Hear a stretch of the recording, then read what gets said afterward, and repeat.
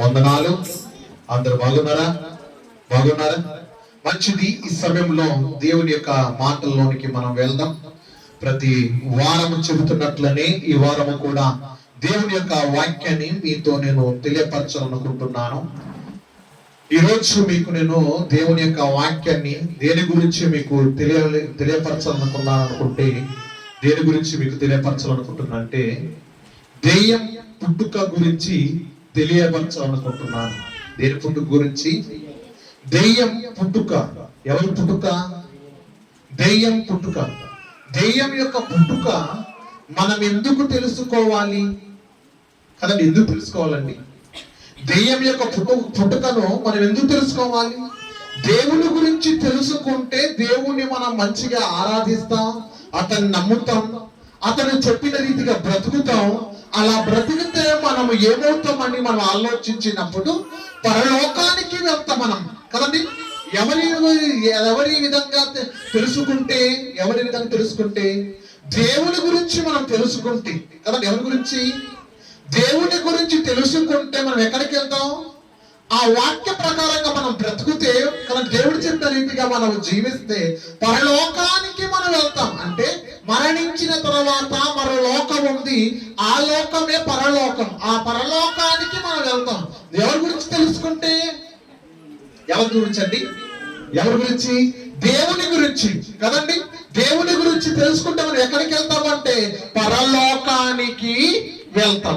ఎక్కడికి వెళ్తామో? పరలోకం. ఈ రోజు మనం ఆలోచిస్తున్న మాట ఏంటో తెలుసా? దెయ్యము పుట్టుక. ఎవరి పుట్టుక? ఈ దెయ్యము పుట్టుక. అసలు ఈ దెయ్యము గురించి మనకు తెలియాలంటే మనకు అర్థం అవ్వాల్సిన విషయం ఒకటి ఉంది. ఏంటని మనం ఆలోచించినప్పుడు ఇప్పుడు రాసుకోండి అంశము: నీ శత్రువు దెయ్యము పుట్టుక. ఎవరి శత్రువు అంట? నీ శత్రువు. ఎవరు నీ శత్రువు? ఎవరండి నీ శత్రువు? నువ్వు నీ శత్రువు అంటే పలానా వ్యక్తిని చూపిస్తావు కదండి. చాలా మంది ఏమంటారు? నా శత్రువు అండి ఇగో పలానా ఇంటి పక్కన ఉన్నవాడండి, ఇగో పలానా పొరుగింటి వాడండి, పలానా పక్కింటి వాడండి అని మనం నీ శత్రువుడు ఎవరంటే వీళ్ళని చూపిస్తాం. వీళ్ళు కాదు నీ శత్రువు. ఎవరో తెలుసా నీ శత్రువు? అపవాది. ఎవరు నీ శత్రువు? అపవాది. అపవాది నీ శత్రువు అయినప్పుడు దాన్ని జయించడానికి నువ్వు ఏం చేయాలి ఒకసారి ఆలోచించండి. శత్రువుని జయించడానికి రాజులు ఏం చేస్తారండి? రాజులు వాళ్ళకంటూ ఒక ఆలోచన ఉంటుంది. వాళ్ళ సైన్యం ఎంతమంది ఉన్నారు, మన సైన్యం ఎంతమంది ఉంది, వాళ్ళతో పోటీ పడితే వాళ్ళతో ఫైటింగ్ చేస్తే మనం గెలుస్తామా గెలవమా అని ముందలగాని ఏం చేస్తారని మనం ఆలోచించినప్పుడు ఒక ప్రణాళిక పెట్టుకుంటారా? పెట్టుకోరా? ఎవరి మీద పెట్టుకుంటారు ప్రణాళిక? ఎవరి మీద? శత్రువు మీద.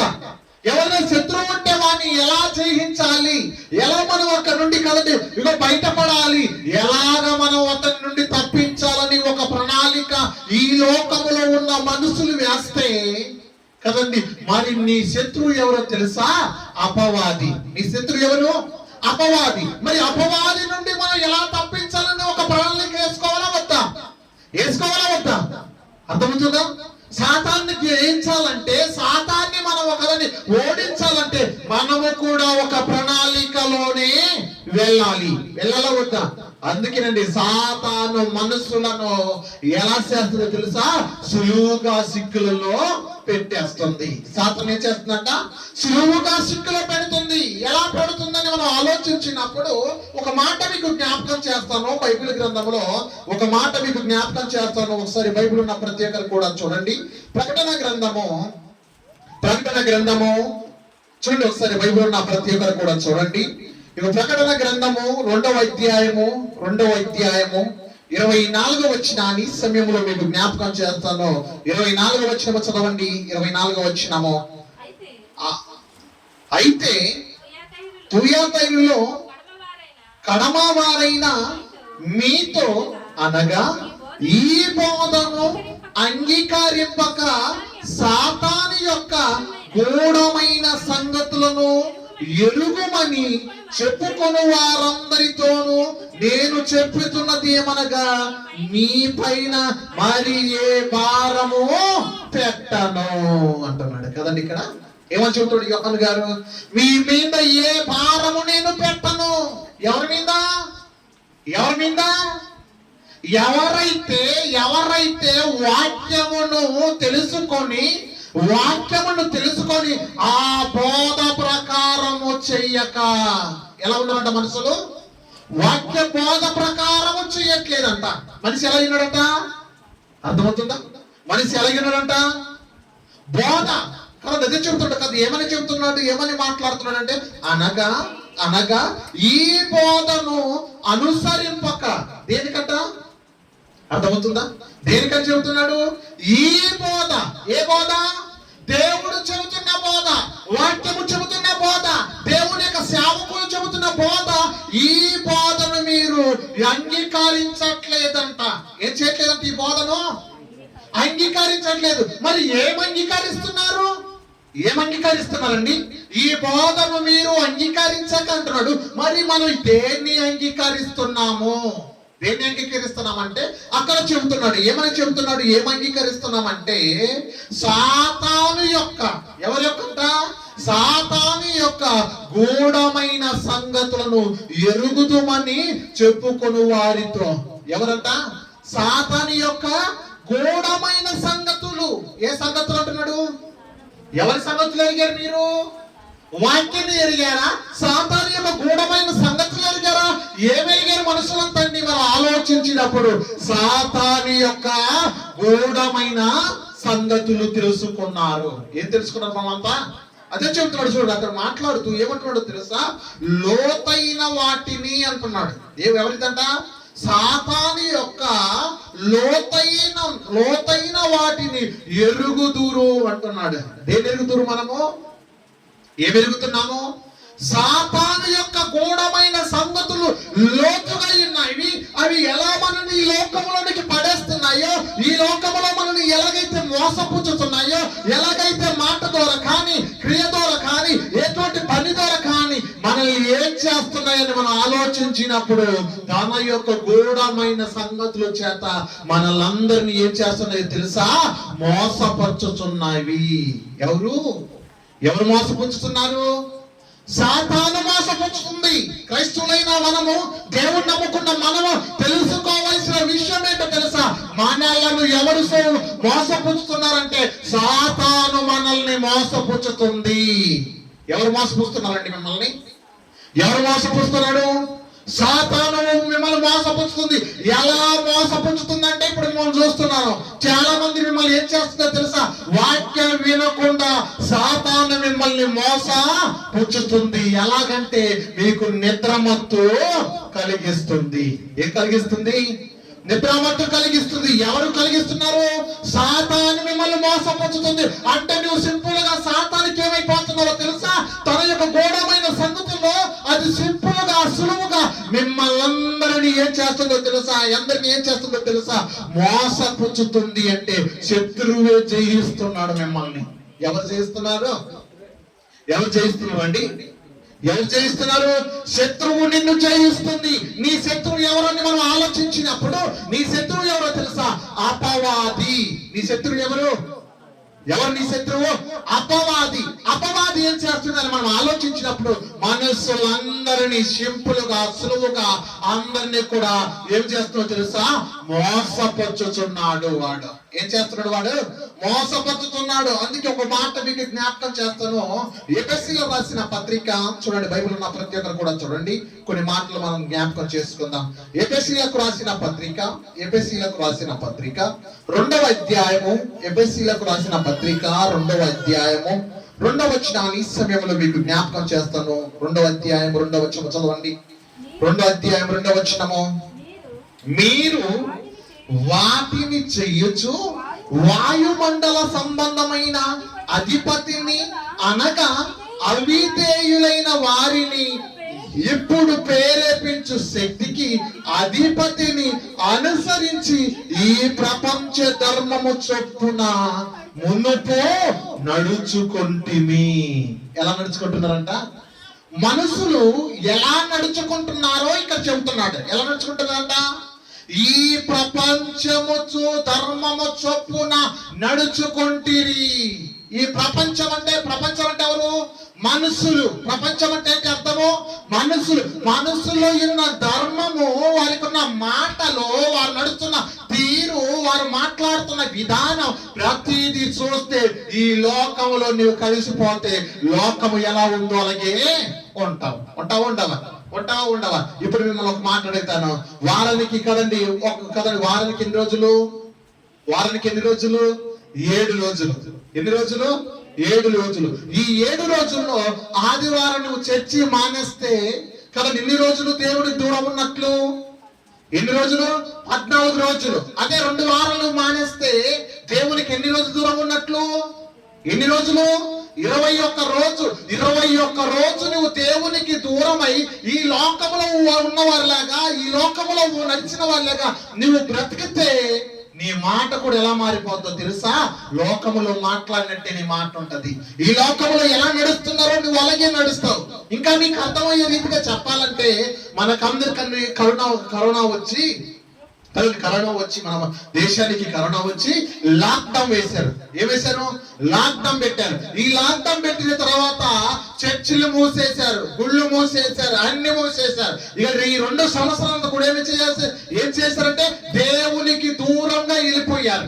ఏమైపోయారు మీరంతా? దేవునికి దూరం అయిపోయారు. దేవునికి దూరమైన తర్వాత మళ్ళా చర్చికి రావాలంటే చాలా మంది మొకమాట పడుతున్నారు. ఎందుకు? 2 సంవత్సరములు లోకంలో ఇష్టం వచ్చిన రీతిగా బ్రతికాము కాబట్టి మరలా దేవుని దగ్గరకు వస్తే ఇక వాళ్ళు ఏమనుకుంటారు అని చాలా మంది ఏమైపోయారు తెలుసా? మొకమాట పడ్డారు. దేవుడు ఏంటో అర్థము కాక చాలా మంది కరోనా టైంలో చర్చిలు కూడా మానేసి ఈ లోకంలో కలిసిపోయారు. కారణం ఏంటో తెలుసా?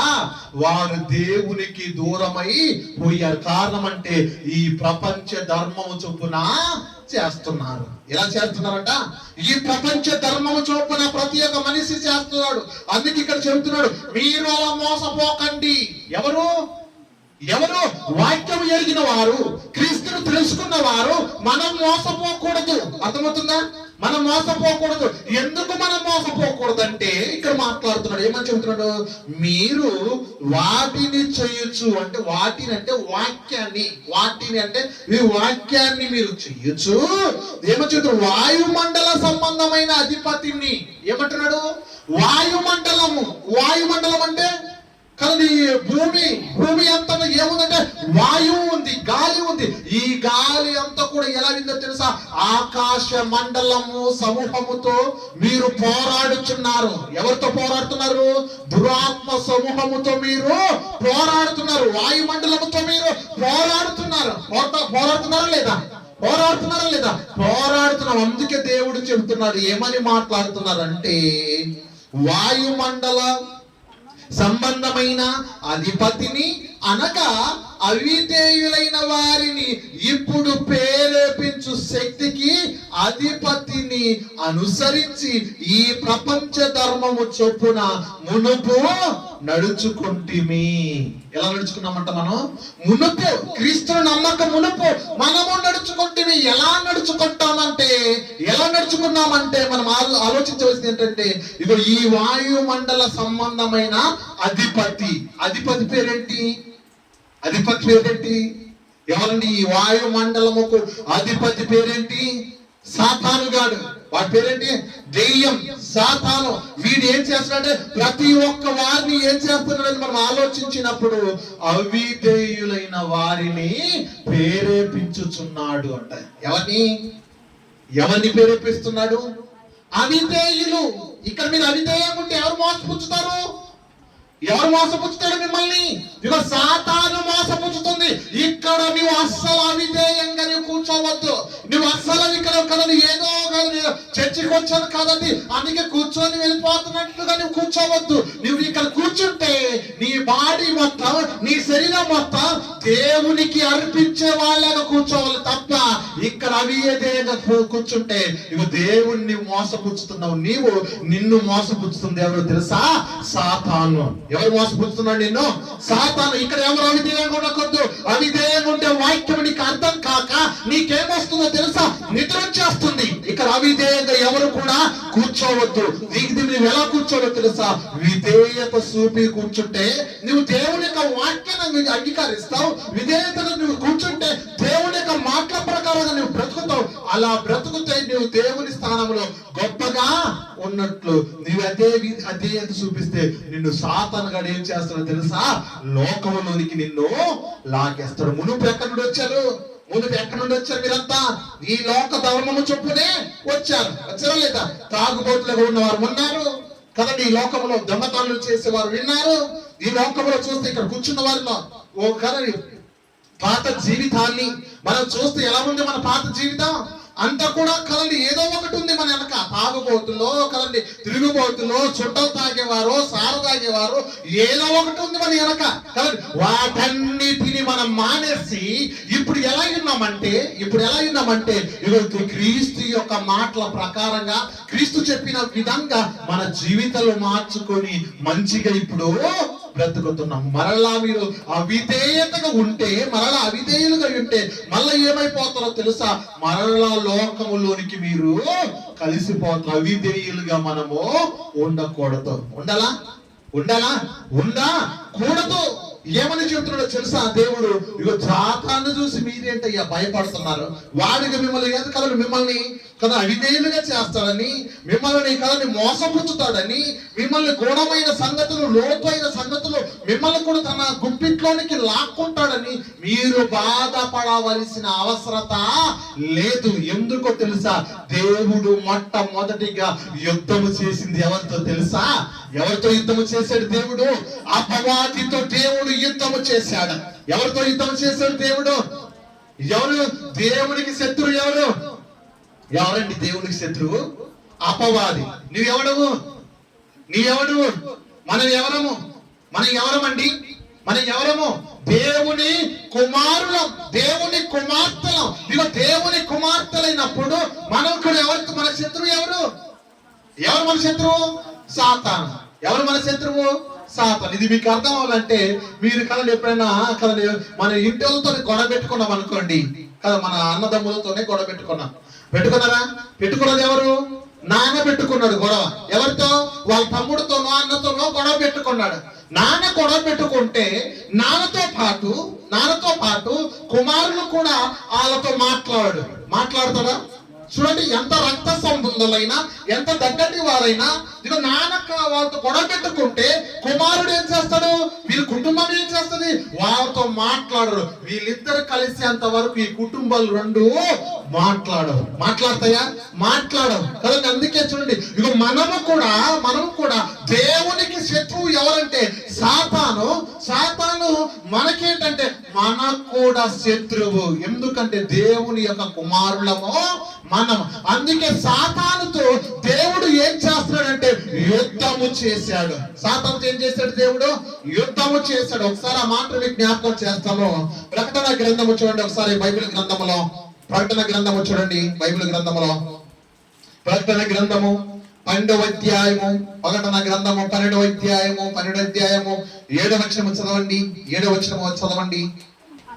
అంతటా పరలోకమందు యుద్ధము జరిగెను.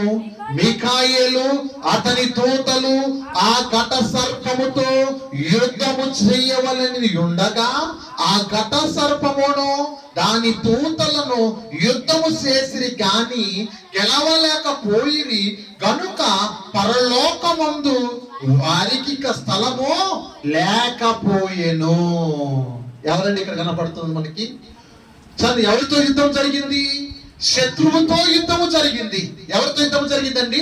శత్రువుతో యుద్ధము జరిగింది. ఆ యుద్ధముల గురించి మాట్లాడుతున్నాడు. ఎవరు మాట్లాడుతున్నాడు అంటే దేవుడు యోహాను గారికి చూపిస్తూ ఇక్కడ మాట్లాడుతున్న మాట ఏంటని మనం ఆలోచించినప్పుడు ఏమని మాట్లాడుతున్నా అంటే అంతటా అంటే ఇప్పుడు అప్పుడు కదండి, జగత్తు పునాది వేయబడక మునుపు ఏం జరిగిందంటే పరలోకములో చెబుతున్నాడు అక్కడ. పరలోకములో యుద్ధము జరిగేను.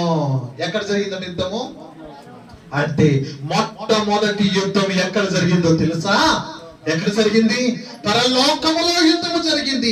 అక్కడ ఎవరికి జరిగిందంటే దేవునికి దెయ్యానికి యుద్ధము జరిగింది. అదే చెబుతున్నాడు కదా, ఏమని చెబుతున్నాడు?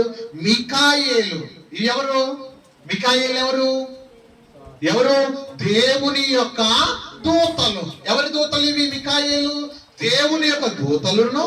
అలాగే ఎవరు కలపడ్డారు అంటున్నాడు అక్కడ. ఎవరికి ఘర్షణ చేశారు, యుద్ధము చేశారంటే మిఖాయేలు అతని దూతలను ఆ ఘట సర్పముతో యుద్ధము చేసిరి. ఎవరితో యుద్ధం చేసిరంట? ఘట సర్పము అంటున్నాడు. ఘట సర్పం అంటే ఏంటి? ఘట సర్పం అంటే ఏంటి అంటే, ఘట సర్పము అంటే దెయ్యానికి ఎన్ని నిక్ నేమ్స్ ఉన్నాయో చెప్పు ఒకసారి చూడండి. ఎన్ని నిక్ నేమ్స్ ఉన్నాయి దెయ్యానికి? ఏమేంటి చెప్పండి. ఇప్పుడు దెయ్యానికి ఉన్న నిక్ నేమ్స్ ఏంటి చెప్పండి ఒకసారి. ఇప్పుడు చెప్పాడు, ఏమేమి చెప్పాడు? ఘట సర్పము కదండి. ఎవరిది?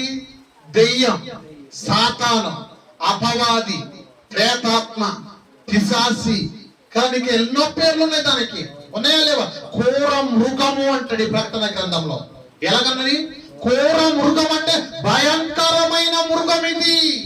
ఇక చూస్తే సింహాన్ని చూసి మృగం అంటాం, పులిని చూసి మృగం అంటాం, ఎలుగుబంటిని చూసి మృగం అంటాం, తోడేలు చూసి మృగం అంటాం. వీటికన్నా భయంకరమైనది ఏంటో తెలుసా? అపవాది, క్రూర మృగము కదండి. ఎవరంట? క్రూర మృగము అంటే అపవాదికి, దెయ్యానికి ఎన్ని పేర్లు ఉన్నాయి? చాలా పేర్లు ఉన్నాయి. ఈ ఘట సర్పం ఏం చేసిందంట? ఈ ఘట సర్పం ఏం చేసింది? ఘట సర్పముతో యుద్ధము చేయవలెనని ఉండగా ఆ ఘట సర్పము దాని దూతలు. ఎవరి దూతలు అంట? ఘట సర్పానికి కూడా దూత సైన్యం ఉంది. ఉందా లేదా? ఉంది. దాంతో పాటు కొన్ని వేల మంది దూతలు ఈ భూమి మీద పడదొయ్యబడ్డాయి. కానీ ఇక్కడ మనం చూస్తే మొదటిగా పడదొయ్యబడక మునపు పరలోకములో యుద్ధము జరిగింది. యుద్ధము జరిగినప్పుడు మిఖాయేలు యొక్క దూతలను, ఇక్కడ ఘట సర్పం యొక్క దూతలను రెండును కూడా ఏం చేసే తెలుసా? ఫైటింగ్ చేసే. కానీ ఘట సర్పం యొక్క దూతలు గెలవలేకపోయాయి. ఏం చేసేట? ఘట సర్పం యొక్క దూతలు ఏమైపోయి? గెలవలేకపోయేవి. అప్పుడు చెబుతున్నాడు చూడండి, 9వ వచనం చదవండి. ఇప్పుడు 9వ వచనం చదవండి.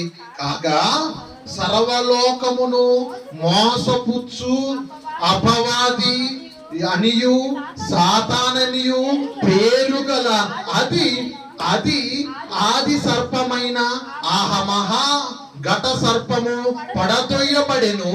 అది భూమి మీద పడదొయ్యబడెను. దాని దూతలు దానితో కూడా ఏమయ్యో తెలుసా? పడదొయ్యబడ్డాయి. ఎవరు వీళ్ళంతా? ఎవరండి? ఘట సర్పం యొక్క దూతలు. కానీ ఏం చేసి పడ్డాయి ఇక్కడ చెబుతున్నాడు. కాగా సర్వలోకమును మోసపుచ్చుచు. ఎవరిని మోసపుచ్చుతుందంట? లోకాన్ని మోసపుచ్చుతుందా? మనుషులను మోసపుచ్చుతుందా? ఎవరిని? లోకం అంటే మట్టి కాదు, ఈ లోకం అంటే మనుషులు అన్నాడు కవి. ఏమన్నాడు? లోకం అంటే మట్టి కాదు, ఈ లోకం అంటే మనుషులు. ఈ మనుషులను ఏం చేస్తుంది అంటే సర్వలోకములో ఉన్న మనుషులందరినీ సాతాను ఏం చేస్తుందో తెలుసా? మోసపుచ్చుతుంది. ఈరోజు నీకు ఆలోచన కలగాలి. ఇగో ఈ రోజు నేను మోసపోతున్నానంటే నన్ను ఎవరు మోసపుచ్చుతున్నారు తెలుసా? సాతాను గాడు. ఎవరు మోసపుచ్చుతున్నారు మనల్ని? సాతాను. అదే చెప్తున్నాడు. ఏమని చెప్తున్నాడు? కాగా సర్వలోకమును మోసపుచ్చుచు అపవాదని పేరుంది దానికి. ఏ పేరుందట? అపవాదని, సాతాను అని పేరు గలది. అది ఆది సర్పమైన. ఆది సర్పం అంటే ఆదాము దగ్గరికి ఎలా వెళ్ళింది? సర్పముగా వెళ్ళింది. అంటే సర్పముగా వెళ్ళి కూడా ఏం చేసింది? ఆదాముడు మోసపుచ్చింది, అవ్వను మోసపుచ్చింది. పుచ్చిందా లేదా? పుచ్చింది. చూడండి, అందుకే ఆది సర్పం అంటున్నాడు అక్కడ కదండి. ఇగో అది ఆది కాలంలో ఆదాముడు మోసపుచ్చింది. ఇప్పుడు ఈ కాలంలో ఏం చేస్తుందంటే సర్వలోకములో ఉన్న మనుషులు నిన్ను, నన్ను, ప్రతి ఒక్కరిని కూడా ఏం చేస్తుందో తెలుసా? మోసపుచ్చుతుంది. దాని మోసంలో మనము పడవద్దు. ఇప్పుడు దెయ్యం ఏం చేస్తుందో తెలుసా? స్వస్థతలు చేస్తుంది. ఏం చేస్తుంది దెయ్యము? స్వస్థతలు చేస్తుంది. ఎందుకు స్వస్థత చేస్తుంది? నువ్వు స్వస్థత చేస్తేనే నమ్ముతున్నావు కదా. ఎందుకు స్వస్థత చేస్తుంది దెయ్యము? ఎందుకంటే నువ్వు స్వస్థత చేస్తేనే నమ్ముతున్నావు. ఇది నీ గుడ్డి నమ్మకం కాబట్టి. ఇవి అందుకే సాతాను నువ్వు ఎలా మోసపుచ్చుకుంటావో అలాగా మోసపుచ్చుకుంటూ ఏం చేస్తుందో తెలుసా? అందరినీ మోసం చేసుకుంటూ వెళ్ళిపోతుందా లేదా? ఎవరు మోసపుచ్చుతుంది? మనుషులను. ఇంకా మీకు అర్థం కావాలంటే మీకు చెబుతున్నాడు. ఒకసారి చూడండి బైబిల్ గ్రంథంలో మనం చూస్తే ఎజికేల్ గ్రంథము చూడండి ఒకసారి బైబిల్ గ్రంథంలో ఎజికేల్ గ్రంథము 28వ అధ్యాయము. ఎజికేల్ గ్రంథము 28వ అధ్యాయం చూడండి. బైబిల్ ఉన్న ప్రతి ఒక్కరు కూడా చూడండి. ఎజికేల్ గ్రంథము 28వ అధ్యాయము 14వ వచనం నుండి చదవండి. ఈ సమయంలో 14వ వచనం నుండి. అభిషేకము పొందిన కెరూబువై ఒక ఆశ్రయముగా నీ ఉంటివి, అందుకే నేను నిన్ను నియమించి తిని. దేవుడు ప్రతిష్ఠింపబడిన పర్వతం మీద నీ ఉంటివి, కాలుచున్న రాళ్ల మధ్యను నీవు సంచరించుచుంటివి. నీవు నియమింపబడిన దినములు మొదలుకొని పాపము నీ యందు కనబడు వరకు ప్రవర్తన విషయములోను నీవు యథార్థవంతుడిగా ఉంటివి. ఎవరి గురించి మాట్లాడుతున్నాడు దేవుడు? ఎవరి గురించి మాట్లాడుతున్నాడండి? అర్థమైందా? వినాలి కొన్ని మాటలు జాగ్రత్తగా. అర్థమైందా ఇక్కడ ఈ మాట? ఏమని చెబుతున్నాడు? ఎవరి గురించి మాట్లాడుతున్నాడు దేవుడు? అపవాది గురించి మాట్లాడుతున్నాడు. దేవుడు ఎవరి గురించి మాట్లాడుతున్నాడు? దెయ్యముడి గురించి మాట్లాడుతున్నాడు. ఈ దెయ్యము ఎలాగుందంటే మొట్టమొదటిగా దాని పుట్టుక ఏంటో మనకు తెలియాలి. ఎవరి పుట్టుక తెలియాలి? దెయ్యం యొక్క పుట్టుక. దాని పుట్టుక ఏంటంటే చెబుతున్నాడు, అభిషేకము నొందిన కెరూబువైన యొక్క ఆశ్రయములో నీ ఉంటివి. ఎక్కడున్నాడంట అపవాది? కదా అభిషేకించిన కెరూబులు తైలము దగ్గర. కదా అక్కడ ఎవరున్నారు? అపవాది అన్నాడు. ఎంత ఉన్నత ఉపదేశం ఇచ్చినండి దేవుడు. ఎవరికి ఇవ్వలేని యోగ్యత, ఎవరికి ఇవ్వలేని ధన్యత ఎవరికి ఇచ్చాడంటే అపవాదికి దేవుని దూతకి మొట్టమొదటిగా అవకాశం ఇచ్చాడు. అది పాపం చేయకన్నంత వరకు. ఎక్కడుందంటున్నాడు? అభిషేకము చదవండి. అభిషేకము నొందిన కెరూబు అయిన యొక్క ఆశ్రయము నీ ఉంటివి. కెరూబు అయిన ఒక ఆశ్రయం దగ్గర, అభిషేకము పొందిన కెరూబు అయిన ఒక ఆశ్రయం దగ్గర నీ ఉన్నావు చెబుతున్నాడు దేవుడు. నువ్వు ఎక్కడున్నావు? అభిషేకము ఎవరికి కదా అభిషేకించబడిన వారు ఎక్కడైతే ఉంటారో ఆ కెరూబు కలది ఆశ్రయాన్ని నీకిచ్చానని చెబుతున్నాడు. నీ ఉంటివి. ఇంకేమో చెప్తున్నాడు అక్కడ చూడండి, నీ ఉంటివి. అందుకే నేను నిన్ను నియమించి తిని. ఎవరు నియమించారట? ఎవరు నియమించారు? దేవుడు నియమించాడు. ఎవరు నియమించాడు? అపవాదిని. కానీ ఎక్కడ నియమించాడు? అభిషేకము పొందిన కెరూబు ఆశ్రయములో నీ ఉంటివి, అక్కడ ఉన్నావు.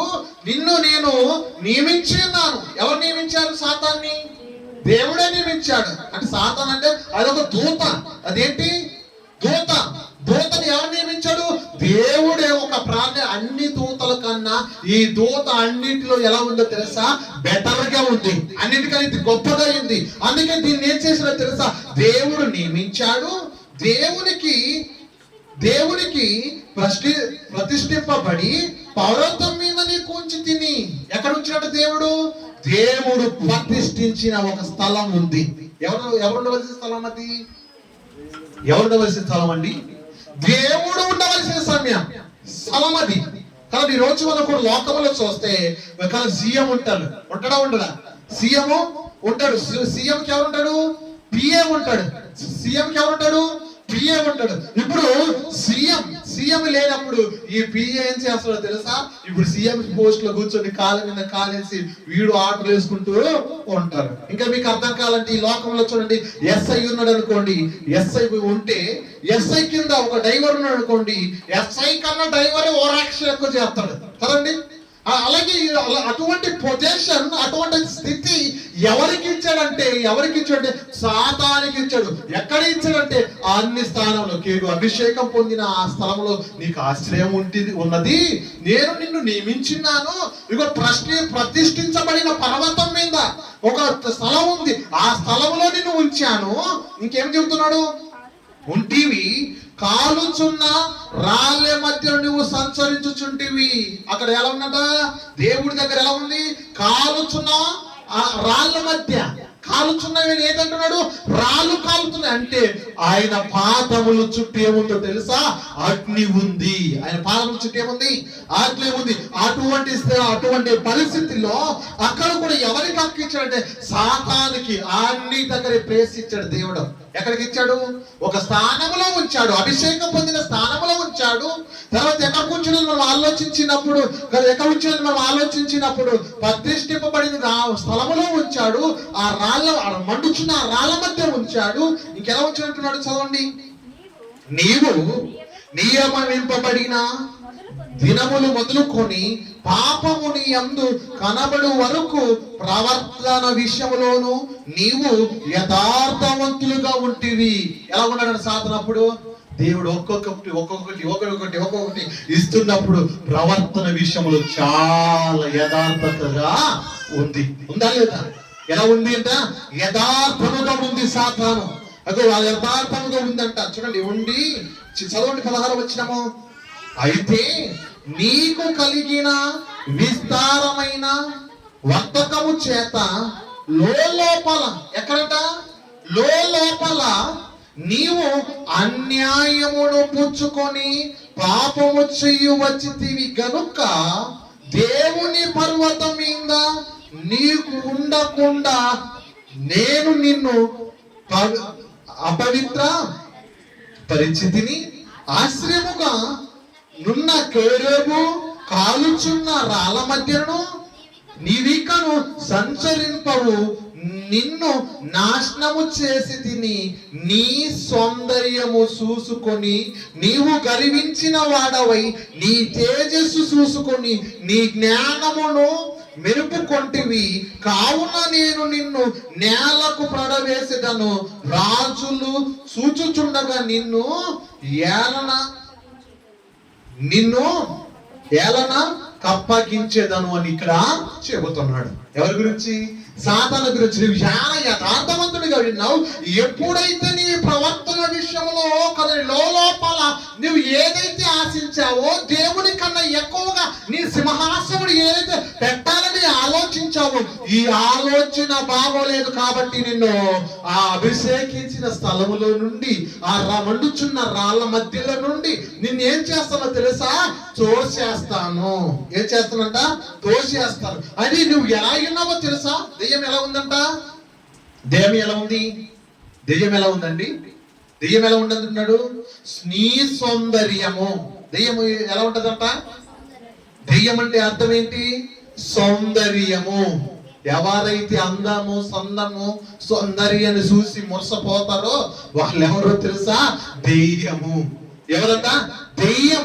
అందుకే చెబుతున్నాడు. ఏమని చెబుతున్నాడు? నీ సౌందర్యం. ఎవరి సౌందర్యము? దెయ్యం యొక్క సౌందర్యం. ఇప్పుడు దెయ్యం అంటే మీరు ఎలా చూస్తారండి? దెయ్యం అంటే ఏంటి? పెద్ద పెద్ద కళ్ళు చూడాల. దెయ్యం అంటే ఎలా ఉండాలా? పెద్ద పెద్ద కళ్ళు చూడాల. మూతేమో ఇటు లాక్కొని వెళ్ళాలా. ఎట్లా లాక్కొని వెళ్ళాలి? ఒక వైపు లాక్కొని వెళ్ళాలి. ఇక ఈ బుక్కల మీద, ఈ బుక్కల మీద, ఇక్కడ అక్కడ ఏముండాలా? ఘాట్లు ఉండాలా. మొత్తం ఆకారం ఎలా ఉండాలా? తెల్లగా ఉండాలా, లేదా నెల్లగా ఉండాలా, లేదా భయంకరంగా ఉండాలా. అప్పుడు ఏమంటావు తెలుసా? ఇది దెయ్యం అంటాం. ఎలా ఉంటే? భయంకరంగా ఉంటే దెయ్యం అంటారు. అది కాదు దెయ్యం అంటే. దెయ్యం ఎలా ఉంటుందంట? ఎలా ఉందంటే దెయ్యము సౌందర్యముతో దేవుడు చేశాడ. ఎలా చేశాడ? అందగత్త అని చెప్పాలి ఒక మాటలో. ఎలా ఉందంట? అందము, సౌందర్యము. ఆ సౌందర్యాన్ని చూసుకొని అది ఏం చేస్తుందో తెలుసా? సౌందర్యము చూసుకొని నీవు గర్వించిన వాడవైతివి. సౌందర్యం చూసుకొని ఏం చేస్తుంది? గర్వపడుతుంది. అబ్బా ఏమందమండి నాది. ఎవరు? అపవాది. దానికి అది ఏం చేస్తుంది? గర్వపడుతుంది, గర్విస్తుందా లేదా? గర్విస్తుంది. అందుకే సాతాను తన అందము తను చూసుకొని గర్వపడుతుంది. ఇంకేం చెబుతున్నంట? నీ తేజస్సు చూసుకొని నీ జ్ఞానము తెలుపుకుంటివి. తన తేజస్సు అంట. తేజస్సు అంటే క్రాంతి, వెలుగు. ఎంత తేజస్సు ఉందండి సాతాను. చూడండి, ఇగో ఆమె కాంతిని, దాని తేజస్సును చూసుకొని జ్ఞానం, అబ్బా నాకన్నా జ్ఞానము ఎవరికి లేదని తానుకు తాను ఏం చేసుకుంటుందో తెలుసా? మోసపుచ్చుకుంటుంది. ఎలా మోసపుచ్చుకుంటుందో తెలుసా? మొదటిది సౌందర్యం. ఏముందంటే సాతానికి? సౌందర్యం. రెండవది ఏంటంటే గర్వం. రెండవది ఏంటి? గర్వం. మూడవ అధ్యాయం చెబుతున్నాడు అక్కడ, ఏమని చెబుతున్నాడంటే కదా తేజస్సు. ఏముంది దానిలో? తేజస్సు చూసుకొని ఇక నాకన్నా జ్ఞానవంతుడు ఎవరు కూడా లేరు అని ఏం చేస్తుందో తెలుసా? దెయ్యము ఎక్కువ సంతోషపడుతుంది. అరే నాకన్నా పోటుగాడు ఎవడు లేడు. ఒక్కసారి దేవుడు చూసేస్తే వీళ్ళందరూ నా కింద పని మనిషిలాగా ఉంటారు, వీళ్ళందరూ నా కింద సేవ చేసేవాళ్ళగా ఉంటారని సాతాను ఒక ప్రణాళిక తన మనసులో అనుకుంది. అక్కడ నుండి ఏం చేయబడింది తెలుసా? అనుకున్న క్షణం, అనుకున్న సందర్భం నుండి దేవుడు ఏం చేసాడో తెలుసా? సాతాన్ని, ఆ దూతల్ని ఏం చేసాడో తెలుసా? భూమి మీదకి తోసేశాడు. తోసేయకముందు ఏం జరిగింది? యుద్ధము జరిగింది. ఏం జరిగింది అక్కడ? యుద్ధము జరిగింది. యుద్ధము జరిగిన తర్వాత 1000 సంవత్సరములు అగాధములు ఉన్నాయి. ఎక్కడున్నాయంటే అగాధములు, చీకటి ప్రదేశంలో ఉన్నాయి. అక్కడ నుండి విడిపించబడి ఈ లోకానికి వచ్చి ఇక్కడ మనుషులను ఏం చేస్తున్నాయో తెలుసా? మోసపుచ్చుకుంటూ తిరుగుతున్నాయి. దేవుని పిల్లలను దేవుని దగ్గరకు వెళ్లకుండా చేయాలి, దేవుని దగ్గరకు వీళ్ళని పంపకూడదు. వీళ్ళు నాతో పాటు నాకు చేసిన స్థలం అగ్నిగుండం ఉంది, అగ్నిగుండంలో వీళ్ళందరినీ నేను తీసుకుని వెళ్ళాలని సాతాను ఒక ప్రణాళిక పెట్టుకొని అందరినీ మోసపుచ్చుకుంటూ తిరుగుతుంది. అసలు దూతలు ఎందుకండి దేవుడు చేశాడు? ఎందుకు చేశాడు దేవుడు? ఈ దెయ్యములుగా మారిపోవడం కాదు, అర్థమవుతుందా? దూతలు ఎందుకు చేశాడు దేవుడు? ఇవి దెయ్యాలుగా మారిపోవడం కాదు. ఎందుకు చేశాడంటే ఒక మాట జ్ఞాపకం చేస్తున్నాడు. కీర్తన గ్రంథము చూడండి, కీర్తనల గ్రంథము చూడండి. దేవుడు ఎందుకు చేశాడంటే, కీర్తనల గ్రంథము 148వ కీర్తనలు, 148వ కీర్తనలు చూడండి. బైబిల్ ఉన్న ప్రతి ఒక్కరు కూడా చూడండి. కీర్తన గ్రంథము 148వ కీర్తనలు 5వ వచనం చదవండి. 5వ వచనం చదవండి.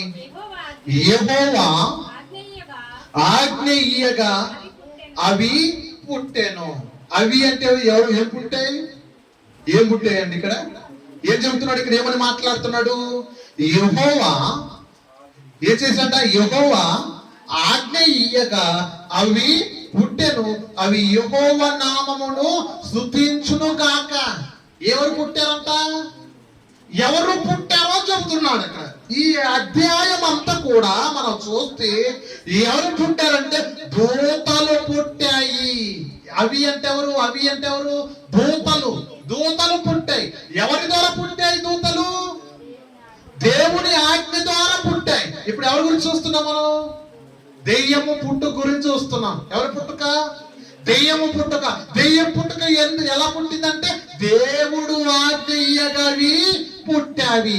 దేవుడు ఆజ్ఞ ఇయ్యని పుట్టాయంట, అవి దూతలు పుట్టాయి. అందుకేం చేస్తున్నాయి? దూతలు. ప్రతి గాలి ఒక దూత, ఆకాశం ఒక దూత, భూమి ఒక దూత, పంచభూతములు ఒక దూత. ఇలా చూస్తే ప్రతి ఒక్క వస్తువును చూస్తే ఇవన్నీ కూడా దూతలు. ఎందుకు దూతలు పుట్టాయని మనం ఆలోచించినప్పుడు ఎందుకు దూతలు పుట్టాయో తెలుసా? ఎబ్రీలకు రాసిన పత్రికలో చెబుతున్నాడు. దూతలు ఎందుకు పుట్టాయో తెలుసా? ఎందుకు పుట్టాయంటే ఎబ్రీలకు రాసిన పత్రిక చూడండి ఒకసారి బైబిల్ గ్రంథంలో. ఎబ్రీలకు రాసిన పత్రిక 1వ అధ్యాయము, ఎబ్రీలకు రాసిన పత్రిక 1వ అధ్యాయము ఎందుకు దూతలు పుట్టేవో చెబుతున్నాడు. యెహోవా ఆజ్ఞగా దూతలు పుట్టాయి అన్నాడు కదండి. ఎవరు పుట్టారంట? యెహోవా దేవుడు ఆజ్ఞగా ఎవరు పుట్టారు? దూతలు పుట్టాయి. మరి అవి ఎందుకు పుట్టాయి కదా? దూతలు ఎందుకు పుట్టాయి అది కూడా తెలియలా వద్దా? మనకి తెలియలా వద్దా? అసలు ఎందుకు పుట్టాయి అంటే చెబుతున్నాడు. ఎబ్రీలకు రాసిన పత్రిక 1వ అధ్యాయము 14వ వచనం చదవండి. దూతలు ఎందుకు పుట్టాయి అంటే చెబుతున్నాడు అక్కడ. వీరందరూ రక్షయను శాస్త్రమును పొందబోవు వారికి పరిచారము చేయుటకై పంపబడిన సేవకులైన ఆత్మలు కారా. ఎవరు వీళ్ళంతా? పరిచారము చేయడానికి పంపబడిన సేవకులు. ఎవరికి పరిచారం చేస్తారండి? ఎవరికి కదండి? ఎవరికి పరిచారం చేస్తారు? ఎవరికంటే మనకు పరిచారం చేయడానికి వచ్చాయి. ఎవరికి పరిచారం చేస్తాయి? భూమి ఎవరికి పరిచారం చేస్తుంది? ఎవరికి? మనకి చేస్తుంది. ఆకాశం ఎవరికి వర్షాలు ఇస్తుంది? మనకి పరిచారం చేస్తుంది. గాలి ఎవరికి ఇస్తుంది? మనకి పరిచారం చేస్తుంది. ప్రతిది నీళ్లు గాని, నిప్పు కాని, ఏది కాని, ఈ ప్రకృతిలో కనపడే ప్రతి ఒక్కటి కూడా మనకు పరిచారము చేయడానికి వచ్చిన ఆత్మలు ఎన్ని? ఎవరు ఎంత? ఎన్ని? ఎవరు? పరిచారము చేయడానికి వచ్చిన ఆత్మలైన సేవకులు కారా అంటున్నాడు కదా. ఎవరికి అంటున్నాడు? వీరందరూ రక్షణను శాస్త్రమును పొందబోవు వారికి. దేన్ని పొందడం కదా? రక్షణను శాస్త్రము. ఏంటి ఆ రక్షణను శాస్త్రము? ఆ రక్షణ శాస్త్రం ఏంటి? ఏంటి? ఎవరు ఏం పొందబోతున్నారు అంటే, ఎవరైతే క్రీస్తు యొక్క రక్తంలో కడగబడి రక్షించబడతారో, ఈ రక్షించబడిన వారికి ఏముందో తెలుసా? పరలోకం ఉంది. ఏముంది? ఏముంది? పరలోకము పొందబోతున్న వారికి మీకెవరు సేవ చేస్తున్నారో తెలుసా? దూతలు సేవ చేస్తున్నాయి. ఎవరు సేవ చేస్తున్నారు? ఎవరు పడితే వాళ్ళకి సేవ చేయవు దూతలు. అర్థమవుతుందండి? ఎవరు పడితే వాళ్ళకి సేవ చేయవు. ఎవరికి సేవ చేయాలంటే ఆయన రక్షణలోనికి వచ్చిండాలి. ఆ పొందబో లోకము నీవు అనుభవించే వాళ్ళే ఉండాలి. అలాగైతే దూతలు నీకు సేవ చేస్తాయి కదండి. అదేగా అక్కడ మాట్లాడుతున్నారు. రక్షణను చెబుతాడు. వీరందరూ అంటే దూతలందరూ రక్షణను శాస్త్రమును పొందబో వారికి. రక్షణ శాస్త్రం ఎవరికి ఉంది? పరలోకం ఎవరికి ఉంది? ఎవరైతే క్రీస్తుని అంగీకరిస్తారో, క్రీస్తు యొక్క రక్తంలో కడగబడతారో, వీరందరూ కూడా ఏం చేస్తారో తెలుసా? ఆ పొందబోయే ఆ లోకాన్ని కంటే పరలోకాన్ని వీళ్ళు సంపాదిస్తారు. వీరి కోసమే పరిచారము చేయడానికై పంపబడిన సేవకులైన ఆత్మలు కారా. వీళ్ళెవరంట? ఎవరి కోసం పంపబడ్డారు? మనకు పరిచారం చేయడానికి దూతలు పంపబడ్డాయా లేదా? కానీ ఇంకా అర్థం అవ్వాలంటే ఏం చెబుతున్నాడు అక్కడ? ఎబ్రీయుల రాసిన పత్రిక 2వ అధ్యాయము 5వ వచనం చదవండి. 5వ వచనము, మనము మాట్లాడుచున్న ఆ రాబోవు లోకము ఆయన దూతలకు లోపరచలేదు. చూడండి, నేను ఎంత గొప్ప మాట అండి ఇది కదండి. ఇది దూతల కోసం లేదు. ఏంటి? ఏం లేదండి దూతల కోసం. ఏం లేదు? పరలోకము లేదు. ఎవరి కోసం ఉంది? ఎవరి కోసం ఉంది? ఇక మన కోసం. అందుకే చెబుతాడు ఏమని? మనము మాట్లాడుచున్న ఆ రాబోవు లోకం. ఏ లోకం అండి? మనం మాట్లాడుతున్న లోకం ఏంటి? ఈ రోజు ఇక్కడ కూర్చున్నది ఎందుకు? ఆ లోకాన్ని సంపాదించడానికే మీరు కూర్చున్నారు. ఇప్పుడు అందరు విత్తనాలు వేసే స్వయం కదా. మీరెందుకు పని పాట లేని వాళ్ళు ఇక్కడ వచ్చి కూర్చున్నారు కదా? ఎందుకు కూర్చున్నారు మీరంతా? ఎందుకు కూర్చున్నారంటే, ఇక్కడ నీవు నీ సమయాన్ని నువ్వు వదిలేసి, నీ పనిని వదిలేసి, నీకున్న ఆస్తిని వదిలేసి, నీవు దేవుని సైన్లో వచ్చి దేవుని ఆరాధిస్తూ, దేవుడు చెప్పిన మాటల ప్రకారంగా, దేవుడు చెప్పినట్టుగా నువ్వు అతను శృతిస్తూ ఉన్నట్లయితే నువ్వు ఏం జరుగుతుందో తెలుసా? ఆ రాబోవు లోకాన్ని నువ్వు సంపాదించుకుంటావు. దేన్ని సంపాదించుకుంటావు? ఆ రాబోవు లోకాన్ని నువ్వు సంపాదించుకుంటావు. అంటే దూతల కానిది ఉన్నది. అది ఎవరికి ఉన్నది? మన కోసం దేవుడు 1500 కోట్ల సంవత్సరాల నుండి, పూర్వము నుండి దాన్ని కట్టుకుంటూ వస్తున్నాడు. అది మనకేమవుతుంది తెలుసా? నివాస యోగ్యం. ఏమవుతుంది మనకు? నివాస స్థలం పరలోకములో ఉన్నది. దేవుడు 1500 కోట్ల సంవత్సరాల నుండి దేవుడు నీ కోసం, నా కోసం ఒక ఉన్నత స్థలాన్ని, ఉన్నత శిఖరాన్ని ఆయన కడుతున్నాడు. ఇప్పుడు ఒక చార్మినార్ చూసే, అబ్బా ఏం కట్టాడండి కట్టడం. ఏమంటారు? ప్రపంచంలో 7 వింతలు కదండి. ఏమంటారు? ప్రపంచంలో వింత. ఏంటి వింత అంటే కదండి, ఒక సంవత్సరానికో, 2 సంవత్సరాలకో, 5 సంవత్సరాలకో, 10 సంవత్సరాలకు కొట్టిన చార్మినార్ నువ్వు అబ్బా ఏముందండి తాజ్ మహల్ అంటావు, ఏముండండి చార్మినార్, ఏముండండి చైనా గోడ, ఇలా ఎన్నో వాటిని అబ్బా ఏమున్నాయి అంటావు. అలాంటిది 1500 కోట్ల సంవత్సరం నుండి దేవుడు పరలోకము కడుతున్నప్పుడు అది ఏముండాలి? ఒకసారి ఆలోచించండి. ఎలా ఉండాలి? అది ఎంత అందంగా ఉండాలి. బంగారాలతోనూ, రాళ్లతోనూ, వెండితోనూ, ఇలా చూస్తే ఎన్నో స్వర్ణలతోనూ పరలోకాన్ని దేవుడు తయారు చేస్తున్నాడు. బంగారం చేతులు పెట్టుకొని మురిసిపోతుంటావు. అలాంటి బంగారు వీధుల్లో నువ్వు తిరగవలసిన కాలం ఒకటి వస్తుంది. మరి అలాంటి కాలం వదిలేస్తావా? ఒకసారి ఆలోచించండి. బంగారపు వీధులలో తిరగవలసిన ఒక కాలం ఉంది. ఆ కాలాన్ని వదిలేస్తావా? వదిలేసి రోజు చాలా మంది ఈ లోక ధర్మము చొప్పునే నడుచుకొనుచున్నారు. అలాగా మీరు నడవద్దు. దూతలు కదండి. దేవుడు ఎందుకు పుట్టించాడంటే సేవ చేయడానికి పుట్టించాడు. ఎందుకు పుట్టించాడట? సేవ చేయడానికి. దేవుడు సాతాను కూడా ఎందుకు పుట్టించాడు? ఇక సేవ చేయడానికి. అన్నిటికైనా క్వాలిటీగా, అన్నిటికైనా బెటర్ గా ఉన్న ఈ దూత తనలో తాను ఆలోచన కలిగి దేవుని కన్నా ఎక్కువ తన సింహాసనం పెట్టాలని ఎంతో ఆలోచించింది, కానీ దాని వల్ల కాలేదు. అయినా కాలేదు. అందుకే చెబుతున్నాడు, ఒక మాట జ్ఞాపకం చేస్తున్నాడు. చూడండి, చివరిగా మాట చూసుకుందాం. చూడండి, చివరిగా ఒక మాట చూద్దాం ఈ సమయంలో. యెషయా గ్రంథము చూడండి ఒకసారి. బైబిల్ గ్రంథంలో చూడండి. యెషయా గ్రంథము 14వ అధ్యాయము. యెషయా గ్రంథము 14వ అధ్యాయము 12, 13, 14, 15 వచనం చదవండి. యెషయా గ్రంథము 14వ అధ్యాయము 12వ వచనం నుండి 14వ వచనము. తేజో నక్షత్రమా, వేకువ చుక్క, నీవెట్లు ఆకాశము నుండి పడితివి. జనములను పగలగొట్టిన నీవు నేల మట్టు వరకు ఎట్లు నరకబడితివి. నేను ఆకాశమునకు ఎక్కిపోయేదను, దేవుని నక్షత్రములకు పైగా నా సింహాసములు హెచ్చించుతును. ఉత్తర దిక్కునున్న సభా పర్వతం మీద కూర్చుందును, మేఘమండలం మీద నెక్కిదను.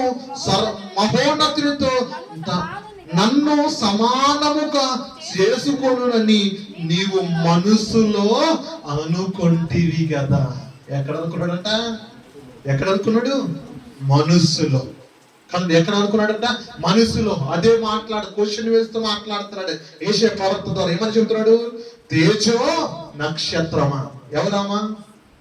ఇందాక చెప్పాను కదా, ఎవరది? సౌందర్యం. ఎవరు? అపవాది. ఎలా ఉంది? సౌందర్యమును. ఇంకెలా ఉంది అంటున్నాడు? చెప్పండి, ఎలా ఉన్నాడు? సౌందర్యమును కదా. ఏమంటాడు? సౌందర్యము, గర్వము, తేజస్సు. ఏముందట? తేజస్సు. ఇంకేముంది? జ్ఞానం. ఎవరిలో ఉన్నాయి? సాతానులో. అది మాట్లాడుతున్నాడు ఇక్కడ. ఏమని మాట్లాడుతున్నాడు? తేజో నక్షత్రమా. ఏమట? తేజో నక్షత్రమా, వెలిగే నక్షత్రమా, క్రాంతినిచ్చే నక్షత్రమా. ఏదో దాని గురించి మాట్లాడుతున్నా. నక్షత్రమా, నీ వేకువ చుక్క, నీవెట్లు ఆకాశము నుండి పడితివి. నీవెట్లు ఆకాశం నుండి పడితివి. ఎట్లా పడ్డావు అంటే ఏమని చెబుతున్నాడు? నీవెట్లు ఆకాశము నుండి పడితివి. జనములను పగలగొట్టిన నీవు నేల మట్టు వరకు ఎట్లు నరకబడితివి. ఏం చేసినట్టు ఇది? ఏం చేసింది సాతాను? జనులను పడగొట్టేస్తుంది.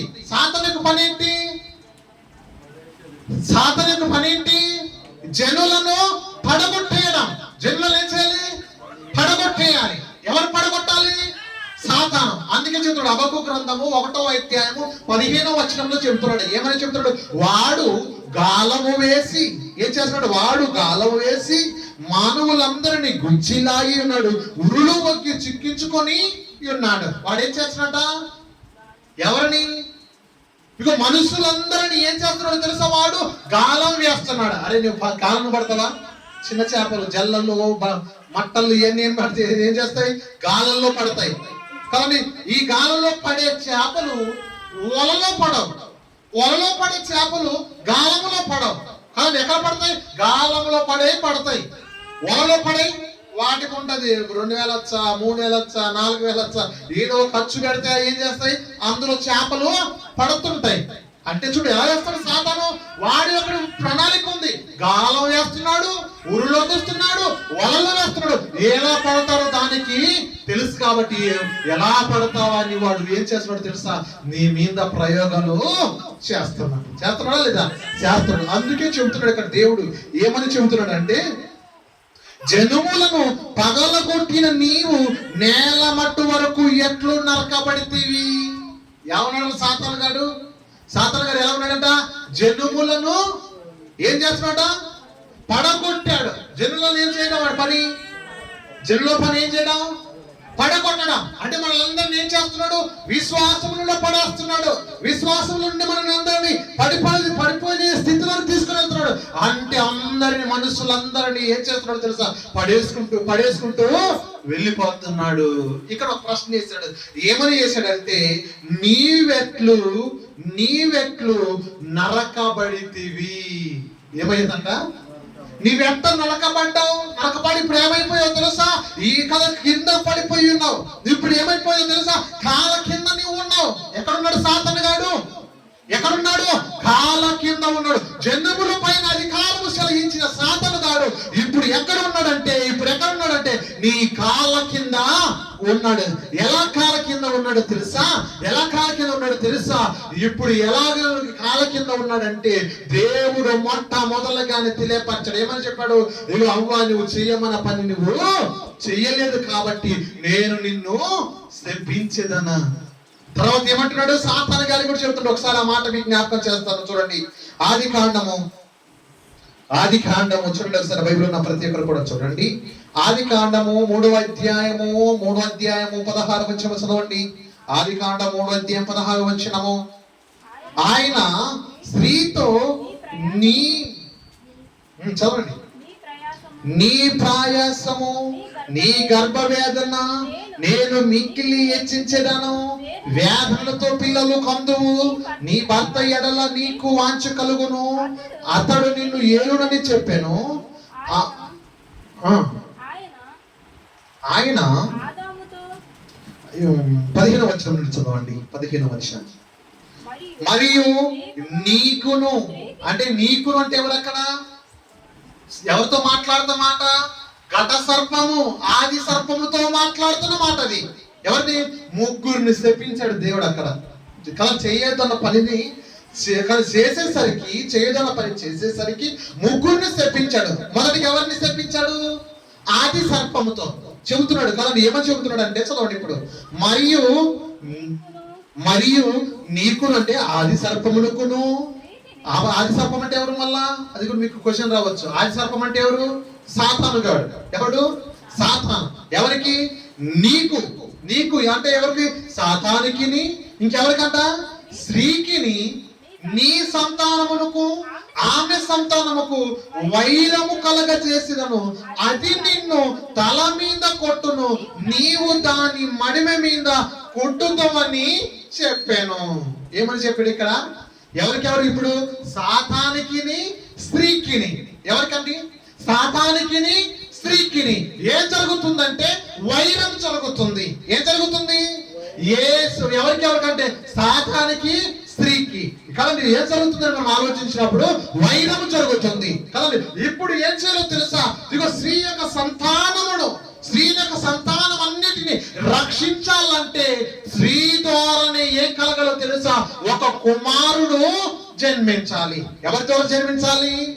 స్త్రీ ద్వారానే జన్మించాలి. అందుకే మీకు అందరూ తెలిసిన మాటే, కన్యక గర్భవతి అయి కుమారుని కనును. ఎలా కన్నదండి గర్భవతి అయి? కానీ కుమారుని కనాలంటే భార్య భర్తలు కలవాలి, భార్య భర్తలు పెళ్లి చేసుకోవాలి. ఇలా చేస్తేనే కుమారులు కంటారు కదా. అలాంటిది ఇదిగో భర్త యొక్క సహకారం లేకుండా స్త్రీ ఒక కుమారుని కన్నది, కన్యక ఒక కుమారుని కన్నది. ఆ కుమారుని ద్వారా ఏమవుతుందో తెలుసా? యేసుక్రీస్తు వారు ఎప్పుడైతే జన్మించారో, జన్మించిన తర్వాత ఏం జరిగిందో తెలుసా? యేసుక్రీస్తు వారు జన్మించి ఆయన మరణించి ఏం చేసినో తెలుసా? సర్వ మానవుల పాపములన్నింటినీ తీసేసిన తర్వాత సాతాన్ని ఒక దెబ్బ నెత్తి మీద కొట్టినట్టయింది. అది బోర్ల బొక్కలు ఏమైపోయిందో తెలుసా? యేసు నామములో ప్రతి ఒక్క సాతాను ఏమైపోయిందో తెలుసా? తొక్కబడుతుంది. ఇప్పుడు ఏమైపోతుంది? తొక్కబడుతుందండి. అప్పుడే మొదటిగా దేవుడు ఒక ప్రవచనం పెట్టాడు. ఏమని పెట్టాడు దేవుడు? నీకును అపవాది నీకును ఇక స్త్రీ సంతానానికి ఏం జరుగుతుందో తెలుసా? వాదన జరుగుతుంది. అప్పుడు ఆ స్త్రీ సంతానములో నుండి వచ్చిన వాడే యేసుక్రీస్తు వారు. యేసుక్రీస్తు ద్వారా సర్వ మానవులకు రక్షణ వస్తుంది. ఈ రక్షణ ద్వారా నువ్వు ఎవరినైతే మోసపుచ్చుతున్నావో ఇక మోసపుచ్చవలసిన అవసరత లేదు. నువ్వు యేసు నామములో ఇప్పుడు ఒక మాట చెబితే చాలు, దుష్టుడు గజ వణికిపోతాడు. యేసు నామములో ఇప్పుడు ఏమైపోతున్నాయో తెలుసా? దెయ్యములు వెళ్ళగొట్టబడుతున్నాయి. యేసు నామములో ఇప్పుడు ఏం జరుగుతుందో తెలుసా? దెయ్యములను మనము తొక్కేస్తున్నాం. ఎవరి నామములో? యేసు నామములో అంత శక్తి ఉంది. ఎప్పుడు? అనాది కాలంలో ఉన్న ప్రణాళిక ఇది. ఎప్పుడున్న ప్రణాళిక ఇది? అనాది కాలంలో, ఆది కాలంలో మొదలుకొని ఉన్న ప్రణాళిక. ఈ పాప ప్రపంచాన్ని రక్షించాలంటే ఒకే ఒక శక్తి ఉంది. ఏ శక్తి, ఏ స్త్రీ అయితే మోసపరచబడి పాపములకు వెళ్ళింది, అదే స్త్రీ ద్వారా ఏం జరుగుతుందో తెలుసా? మరలా రక్షణ వస్తుంది. ఏమొస్తుంది మనకు? రక్షణ. ఎవరి ద్వారా వచ్చింది పాపము? పాపం ఎవరి ద్వారా వచ్చింది? స్త్రీ ద్వారా వచ్చింది. అవ ద్వారా పాపం వస్తే కన్యకైన మరియ ద్వారా ఏమొచ్చిందో తెలుసా? నీకు రక్షణ వచ్చింది. ఏమొచ్చింది? నీకు రక్షణ వచ్చింది. ఏ పాపం అయితే స్త్రీ తీసుకుని వచ్చిందో, ఏదే రక్షణ ఎవరు తీసుకుని వచ్చింది, అదే స్త్రీ మరలా రక్షణని తీసుకుని వచ్చింది. ఆ స్త్రీ ద్వారానే దేవుడు ఈ లోకానికి వచ్చి, యేసుక్రీస్తు వారు ఈ లోకానికి వచ్చి ఎవరిని తొక్కేసారో తెలుసా? సాతాన్ని తొక్కించాడు. ఇప్పుడు యేసు నామములో ప్రతి ఒక్క మోకాలు వంగబడాలి. యేసు నామములో ప్రతి ఒక్క దెయ్యములు విడుదల కలగాలి. అందుకు వచ్చిందో తెలుసా? యేసు పుట్టడం ద్వారా ఇంత గొప్ప రక్షణ మనకు వచ్చింది. వచ్చిందా లేదా? వచ్చింది. అందుకే తెలుసుకోవాలి, దెయ్యం యొక్క పుట్టుక, నీ శత్రువు అయిన దెయ్యం యొక్క పుట్టుక ఎందుకని మనం ఆలోచించినప్పుడు, ఎందుకు దాని యొక్క పుట్టుకని మనం ఆలోచించినప్పుడు, ఎందుకు తెలుసా? దేవునికి మనకి పరిచారం చేయబడడానికి పంపబడిన దూతలు, వాటిలో గర్వం వచ్చి ఇలాగా ఏమైపోయిందో తెలుసా? వారి లోకముల నుండి త్రొయ్యబడింది. త్రొయ్యబడిందా లేదా? త్రొయ్యబడింది కదండి. మరలా ఇప్పుడు ఏం చేస్తుంది? జనులందరినీ మోసపుచ్చుతుంది. అలా మోసపుచ్చకుండా ఉండాలంటే మనం ఎలా ఉండాలంటే, యేసు యొక్క రక్తంలో కడగబడాలి. యేసుని మన హృదయంలో చేర్చుకోవాలి. ఒక జక్కరియా ఎలాగైతే కదండి తన హృదయంలో చేర్చుకున్నాడో, ఎలాగైతే తన హృదయంలోనికి యేసుక్రీస్తును ఆహ్వానించాడో, అలాగే నువ్వు కూడా ఏం చేయాలో తెలుసా? యేసుని నీవు తెలుసుకోవాలి. యేసుని నువ్వు అంగీకరించాలి. యేసుని నువ్వు విశ్వసించాలి. అప్పుడే మనకి ఏం దొరుకుతుందో తెలుసా? రక్షణ దొరుకుతుంది. లేకపోతే ఏమైపోతాం? మోసపరిపోతాం. మోసపడిపోతాం. ఎలా మోసపడతామంటే ఒక మాట మీకు జ్ఞాపకం చేస్తాను చివరగా. అపోస్తుల కార్యంలో చూడండి ఎలా మోసపోతున్నారు మనుషులు అంటే ఎవరు కాదు, క్రైస్తవులే. క్రైస్తవులే ఎలా మోసపోతున్నారో చెబుతారు. ఇప్పుడు ఎవరు మోసపడుతున్నారు? క్రైస్తవులే, దేవుణ్ణి నమ్మిన వారే, వాక్యం తెలిసిన వారే ఇప్పుడు ఏమైపోతున్నారో తెలుసా? మోసపరచబడుతున్నారు. ఎలా మోసపరుచుతున్నారు అంటే అపోస్తుల కార్యములో చెబుతున్నాడు. అపోస్తుల కార్యములు 5వ అధ్యాయము చూడండి. చివరిగా మాట చూసి ముగించుకుందాం. అపోస్తుల కార్యములు 5వ అధ్యాయము మొదటి వచనం చదవండి. అననీయ అని ఒక మనుషుడుండెను. అతని భార్య అయిన సపీరతోను ఏకమై పొలము అమ్మెను. భార్య ఎరుకని వాడు దాని వేళల్లో కొంత దాచుకొని కొంత చెప్పి అపోస్తుల పాదల యొద్ద పెట్టెను. ఇక్కడ వరకు బాగానే ఉంది. ఎక్కడ పెట్టారు వీళ్ళంతా? ఎక్కడ పెట్టారు? అపోస్తుల పాదాల యొద్ద పెట్టారు. ఎక్కడ పెట్టారంటే వీళ్ళు? అపోస్తుల యొక్క పాదాల యొద్ద. ఇక్కడ జరిగిన సిచ్యువేషన్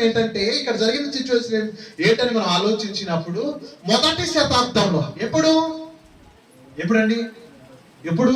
మొదటి శతాబ్దంలో ఇప్పుడు ఏం చేయాలి? సువార్తను వ్యాపింప చేయాలంటే ఏముండాలి? వెళ్ళడానికి డబ్బులు కావాలి కదండి. ఇంకా అనేకమైన గ్రామాలకు తినడానికి కదండి, వాళ్ళకి తాగడానికి నీళ్లు కావాలి, తినడానికి ఆహారం కావాలి, డబ్బులు అవసరం. ఇక ఏం చేయాలి? ఇక్కడ ఉన్న ఆసక్తిని చూసి, వాళ్ళు చేస్తున్న సేవను చూసి ఒక్కొక్కడు ఒక్కో లేక రేగిపోయాడు. ఒక్కొక్కరు ఎలా అయిపోయాడు? ఒక్కొక్కలాగా రేగిపోయాడు. నేను ఏం ఇస్తానో తెలుసా? చాలా మంది ఎలా కమిట్మెంట్ చేసుకుంటారు. నేను ఏం చేస్తున్నా తెలుసా? దేవుని చేత నేను రక్షించబడ్డాను కాబట్టి నా ఆస్తి నమ్మి దేవుని దగ్గరికి ఇస్తాను. అలాగన్న వారు ఉన్నారండి? ఉన్నాం. కానీ ఫలాన్ని ఇస్తాను, ఇది ఇస్తాను, అందిస్తానని చాలా మంది చెప్పారు. మీరు తీర్మానాలు తీసుకున్నారు. అలా తీసుకున్న దాంట్లో ఎవరున్నారో తెలుసా? అననీయ కూడా సపీరా ఉన్నారు. ఎవరున్నారు? అననీయ సపరియా. ఇక మనం చూస్తే 4వ అధ్యాయము 34 వచనం చూడండి. అక్కడ జరిగిన సిచ్యువేషన్ బట్టి వీరు ఒక ప్రణాళిక తీసుకున్నారు, ఒక ఆలోచన కలిగి ఉన్నారు. ఏం జరిగిందంటే చూడండి ఒకసారి.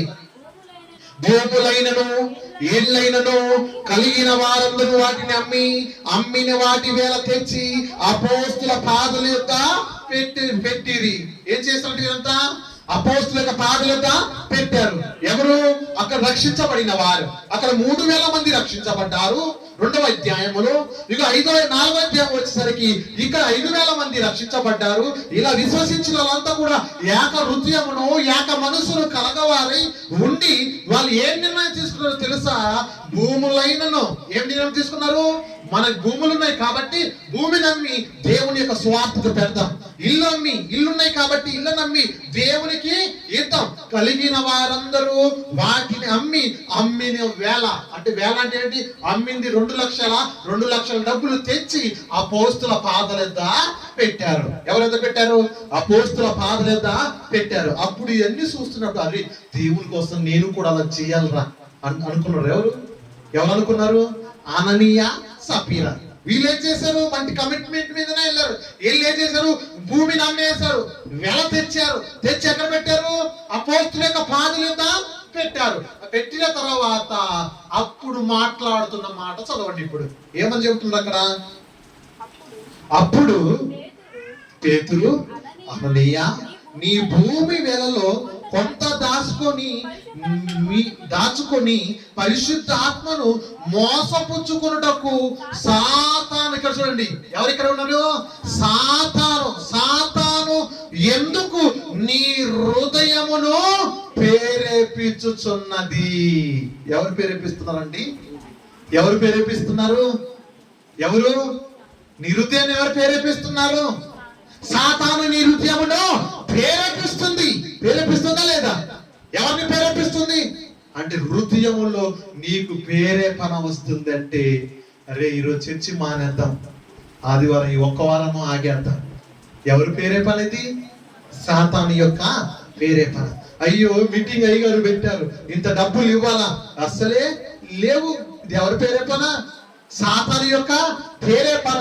శుక్రవారం ప్రార్థన, అందరికి భోజనాలు పెట్టాలి, ఇంటికి 200 అన్నారు, ఇవి మా దగ్గర లేవే అని నువ్వు అనుకుంటావు. అది ఎవరి ప్రేరేపణ? సాతాను యొక్క ప్రేరేపణ. అంటే ప్రేరేపణ ఏం చేస్తుంది? సాతాను మోసపుచ్చుతుంది. సాతాను ఏం చేస్తుంది? మీకు అందుకే అననీయ, నీవెందుకు పరిశుద్ధాత్మను మోసపుచ్చుతున్నావు? సాతాను నీ హృదయమును ఎందుకు ప్రేరేపించను? ఎందుకు ప్రేరేపించింది? ఏమని ప్రేరేపించింది సాతాను?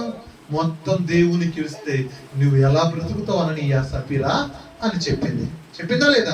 ఎక్కడ వచ్చింది వరకు? హృదయంలో ఆలోచన వచ్చింది. కొంత డబ్బు దాచిపెట్టారు, కొంత ఎవరి దగ్గరికి? అపోస్తుల దగ్గరికి తీసుకుని వచ్చారు. అప్పుడు పేతురు అడుగుతున్నారు, ఇంతేనా డబ్బు అమ్మిందంటే? ఇంతే అన్నాడు. ఇక లేవు, ఎక్కడ లేవు, ఇంతే అన్నాడు. అప్పుడు చెప్పొచ్చు కదా, ఇగో పేతురు గారు మాకు డబ్బులు అవసరం ఉంది, కొంత ₹1,00,000 దేవునికి తెచ్చాను, ఇంకా ₹1,00,000 మా కుటుంబ అవసరాల మీద మేము ఉంచుకున్నాము, ఇగో మమ్మల్ని క్షమించడని ఒక మాట అంటే అయిపోయేది. కానీ ఏమైపోయారు? అబద్ధములు ఆడుతున్నారు. అననీయ ఆడారు, సపీరా ఆడారు. అమ్మటి వారి మరణాన్ని తెచ్చుకున్నారా లేదా? అందుకే సాతాను ఏం చేస్తుందో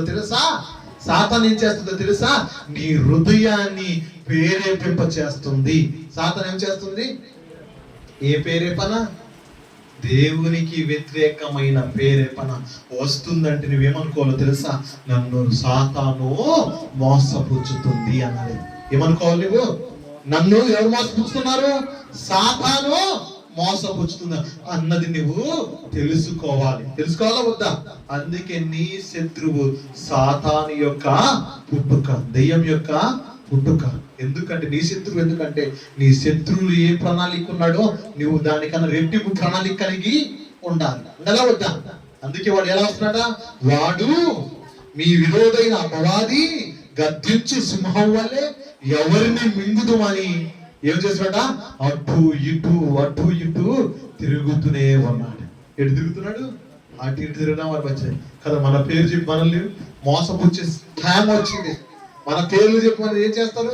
మోసపుచ్చుకుంటారు. ఇప్పుడు ఎవరిని నమ్మవలసిన అవసరత లేదు. నీ హృదయమును వేరే ప్రేరేపణ రానివ్వకు కదండి.